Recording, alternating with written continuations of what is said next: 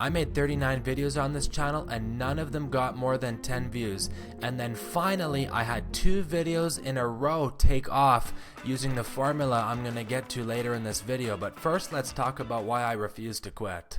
Okay, so why I refuse to quit is because there's a lot of, sure, you can say there's a lot of creators out there that post and very quickly get millions and millions of views. But if you look at any of these people, almost all of them have some type of filmmaking or content creation experience, or maybe they're even writers and they're really good storytellers. So storytelling is an important factor. Now the reason I don't quit is, number one, it does take some time for the algorithm to take off. Even YouTube shorts that have maybe 5-10 million views, if you talk to the creator and look at the analytics, and long form videos too, they actually will be flat for a long time before it finally gets picked up and the audience then finds that video. I don't want to say that it pushes it to the audience, because the algorithm finds the right videos for people. It's more like a recommendation system where if somebody knows you well, they're like, oh, you liked all those videos, you might also like this one. And sometimes it just takes time for the YouTube system to figure out what kind of videos to show to people, which a lot of different things are considered. Even the talking in your videos is translated, and that becomes part of the AI. So it is possible for someone to search for a topic and find your video even if it's not in the title, description, tags, or keywords or anything. For example, one of my recent videos popped up a name of another creator I mentioned in the description, how you can see how it says people mentioned, which is really neat. So you kind of can't trick it as much. You just have to provide authentic value, which is what I plan to continue doing in my niche, which I'm still figuring out. Comment below, by the way, if you're a creator, what do you make videos about? And so the reason I don't stop is because I want to continue to learn and get better at content, get better at thumbnails, learn, adapt, improve. And every video I have, if it flops, I reflect on what went wrong and what maybe did go right, if it got comments, or and get, look at all the analytics. And if I have a video take off, like those 2 that I did recently, that one literally got 2,000 views overnight compared to my channel that never had gotten more than 10 views. Which is actually really just crazy to think about how it happens just like that. I reflect on that video and say, what did I do right in that video and what did I do wrong? And now reflecting, now that it's later, what can I do to continue that momentum now that I had 2 videos literally in a row take off? How can I continue that momentum and have the third be even bigger? So let's jump into the analytics and explore that a little bit more.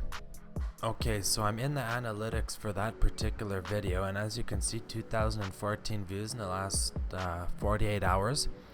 Now let's look at a couple of the reasons I think this worked. So number one, we're gonna go down, we're gonna start with thumbnail, title, hook, and then we're gonna go into the retention, which is down here of the video, which is actually pretty good. So first of all, as you can see, the thumbnail, let's go back to details, and the title, tags are hurting your views. So to me, the thumbnail has to catch the eye and catch your attention.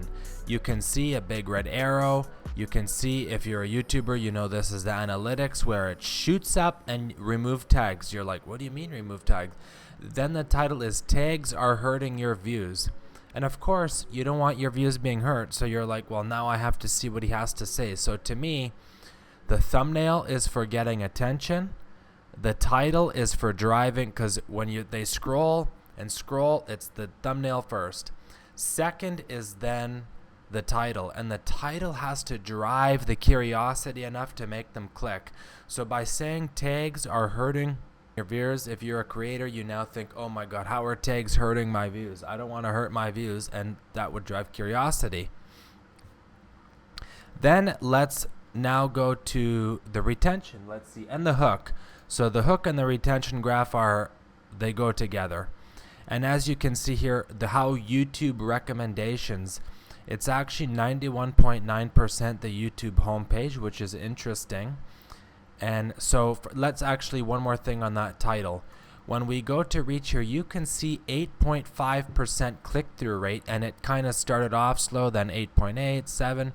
and now we're sitting at about 10.9. I don't know if that's just in between intervals or if that's the average, and this was the average, and day 1 was slow, day 2, day 3, right? And now we're heading into day 4. It looks like the average is going up a bit. Sometimes that happens as YouTube finds the audience, the right audience to show your video to, or I should say the right audience finds your video via the recommendation system. And then you can see here there was a thumbnail test, but based on my experience and intuition, I said I'm ditching these other two because there's too many elements. I want the simplest eye-catching, which is this one. Okay, now let's jump over to the retention graph. So at the bottom here you can see average view duration 2 minutes, which is a lot more than the average of my channel. My other video that only got 500, I think, had a 50-second retention, although it was only a 3-minute video. Now right here at the 30% mark, viewers still watching around the 30% mark. So after this, I'm going to show you a couple other videos I have. Not all of them have retention because of the poor views, but some do. So no matter what you do, there's going to be in the first 30 seconds a big fall. But to have the majority, over 50% still watching at the 30-second mark, right here 59% at the 30-second mark, I think that's actually pretty good. And then you can see it's kind of stable. There's a slow descent, which happens a lot unless you're really, really, really good. But this to me is this is one of the better graphs I've had on my channel. Now let's watch the hook. So like I said, the thumbnail and the title.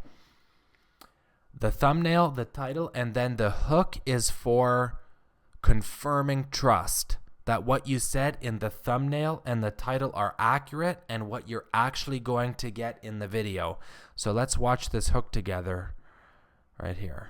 If you think using lots of tags on your YouTube videos is the way to get more views, think again. It can actually hurt your video. Okay, so right there, I start off by saying, if you think that tags are the way to get more views on your video, think again. You're like, oh, now maybe I should question that. And then I follow it up with videos and stop YouTube from sharing your videos with more people. Let's hop on and I'll tell you more. It can actually hurt your videos and stop YouTube from sharing your videos with more people. You think, oh wow, if you're a content creator, you're like, I now have to know what this guy's about to say. And at this point is where a lot of people may fall off. As you can see, that's maybe the steepest part of the decline, you know, right after 10 seconds here, but at least it's a steady decline and not a complete cliff to the bottom like I'll show you on my next video. And then I get into it. I threw in some animations and some GIFs there. Now, even though the entire video, I really don't have GIFs in there, I just go into the screen sharing. Okay, so yeah, now let's go check out this other video I want to talk to you guys about. That has a retention graph. So this one here with 91 views, how to make killer YouTube shorts. I was still kind of new. I even lost a subscriber off this one. It was so bad. So in the very beginning, YouTube gave it lots of impressions. So as you can see, over the first 3 days, it actually gave the video nearly 2,500 impressions, which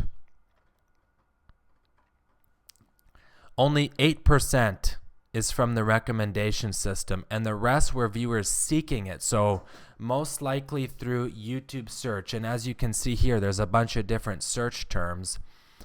Yeah, you can see YouTube search was 76%, but that has its limits. So we had our 2.4% click-through rate, even though the data is kind of rough. We can clearly see it stopped giving impressions. And I think the reason for that is because unlike my other video I just showed you that had a decent retention, this one is, that was a 7-minute video. This one's just shy of 12. And this one falls completely off the wagon immediately. At the 30-second mark, we're down to 30%, whereas my successful video at the 30-second mark was still at 59%, I think. So 8.3, and if you watch, I think I just jump into the video. There's no hook. It's quick, and I don't really even introduce myself or have a hook, which I think is part of it. Now let's just watch this one. Okay, so first thing, we are in the v.io dashboard. I'm gonna first start by create. So you might think, okay, what's that? And then as you can see here, we're gonna have some different options. So we can start by recording or start with AI. I didn't really have a hook, so a good hook, now that I look back on this, maybe I'll make the video again, could be like, I've made 30 YouTube shorts and I've gotten this many views, and I'm going to show you how to do the same. I've made all these successful things. I use a certain editing strategy, and I'm going to show you how to use that same strategy I use in the video editing. So that could have been the hook. This I hadn't learned yet. I'm learning more and more every day. Like I say, I'm not stopping YouTube. And that's why I think that video went well. That's the strategies I used, is the thumbnail, title, and hook, followed by, trying to keep that watch time and audience retention. Click somewhere on this page to subscribe, and somewhere else to watch a video that the algorithm thinks is a good fit for you. And I'll see you there.